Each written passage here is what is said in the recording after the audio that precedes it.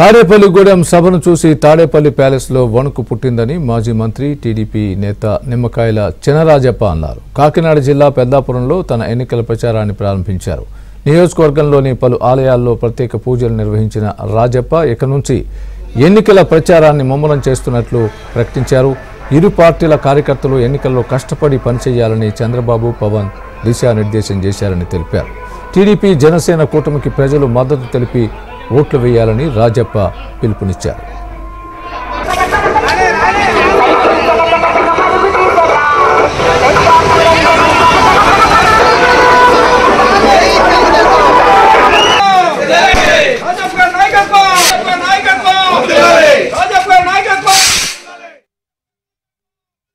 ఈరోజు పెద్దాపురం నియోజకవర్గంలో ప్రచారం మొదలెట్టడం జరిగింది.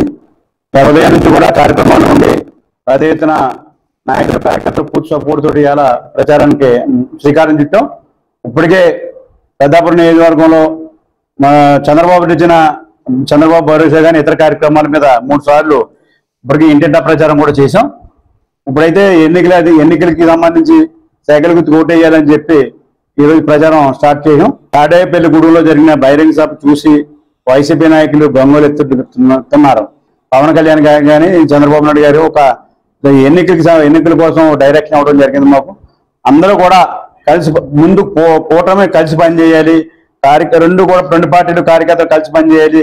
ఈ జగన్మోహన్ రెడ్డి గారిని దింపాలి. ఎందుకంటే అరాచక పాలన జరుగుతుంది ఈ రాష్ట్రంలోని.